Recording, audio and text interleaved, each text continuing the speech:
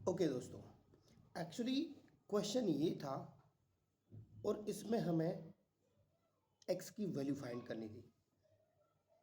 X की value find करना है। वैसे अगर मैं आपको बता दूं तो नॉर्मली देखोगे तो क्वेश्चन बहुत इजी लगेगा, लेकिन जब इसको करने बैठेंगे ना आप, तो मुझे नहीं लगता कि आप इजी तरीके से और 9th क्लास की थ्योरम्स को यूज़ करके आप इसको कर सकते हो।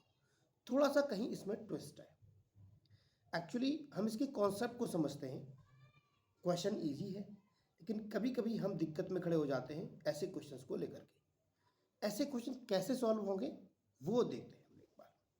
जब कभी हम नॉर्मल तरीके से क्वेश्चन सॉल्व नहीं कर पाते तो हमें कहीं कंस्ट्रक्शन की ज़रूरत पड़ती है। हमें कुछ अलग से डिज़ाइन करना होता है, यानी कि कुछ कंस्ट्रक्ट करना होगा, बनाना होगा, तब उसके बाद हम उस क्वेश्चन पर पहुंचेंगे। चलिए, मैंने क्या करना है कि मैं ये देखता हूं कि जब ये 45 है तो लीनियर पेयर से ये वाला एंगल कितना हो जाएगा? 135।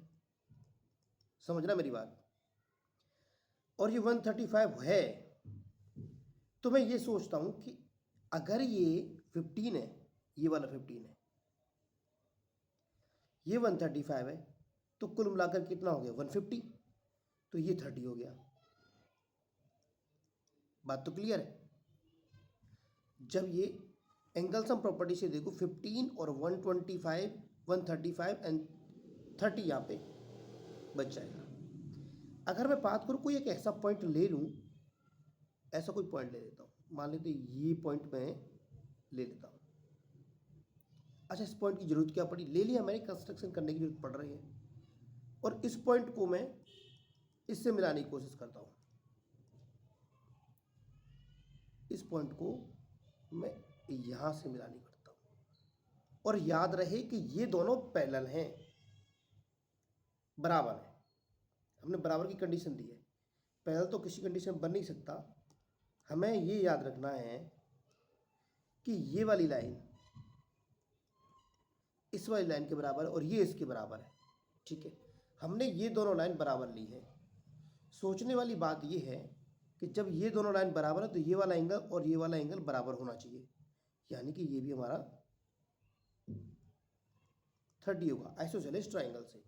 जब ये 30 होगा, ये 30 होगा, तो हमें पता है कि आइसोसेलेस ट्राइंगल है। इस वाले एंगल को जब हम देखेंगे तो ये हमारा 120 होगा भाई, तभी तो 180 बनेगा ना। ठीक है, जब ये टोटल हमारा 135 था और 120 हमने इधर निकाल दिया, तो मुझे नहीं लगता कि ये 15 होगा।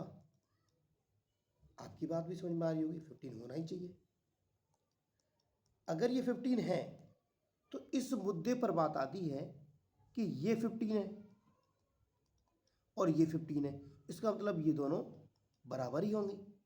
जब ये लाइन इस लाइन के बराबर है तो मैं ये भी कह सकता हूँ कि ये आइसोसेलेस ट्राइंगल है।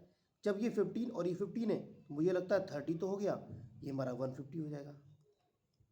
बात यहाँ तक भी क्लियर हो गई। लेकिन मैंने एक बात सोची कि अगर मैं इस लाइन को, इस पॉइंट को, इस पॉइंट को और इस पॉइंट से जोड़ दूं, नहीं समझ में आया आपको? अभी क्लियर नहीं हुआ, अभी वेट। अगर मैं ऐसा करता हूं कि यहां से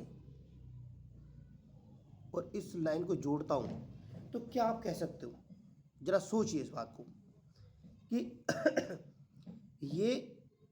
ये लाइन और इस लाइन के बराबर है। देख रहे हैं आप, जो ये लाइन है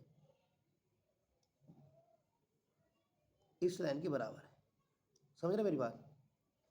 ठीक है,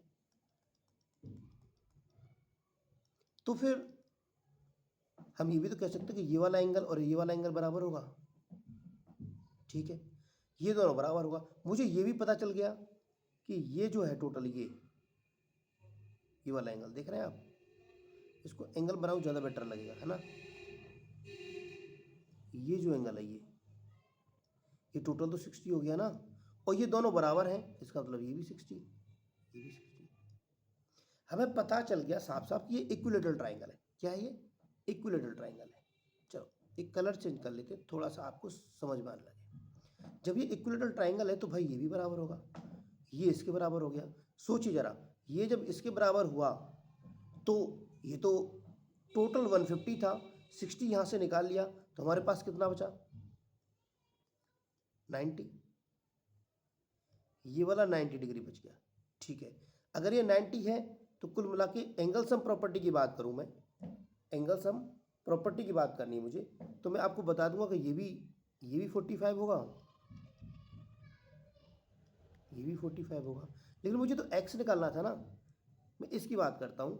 अगर इसको इस तरीके से देखो आप कि x + 15 = 45, तो x की वैल्यू तो निकाल सकते हैं आराम से, 45 से 15 माइनस कर दो, यानी कि x = 30। इस तरीके से आप निकाल सकते हो। मुझे लगता है कि ये बात आपको क्लियर हो गई है। अगर जिस बंदे को क्लियर नहीं हुई वो कमेंट में मेरे को पूछ सकता है और एक बार फिर से समझाने की कोशिश करेंगे। बहुत अच्छा हमने यूज़ किया है इन एंगल्स का, एंगल सम प्रॉपर्टी बहुत सारी लगाई है इसमें, आप समझ गए होंगे। तो एक बार फिर से देखेंगे इस क्वेश्चन को तो आपको समझ में आ जाएगा।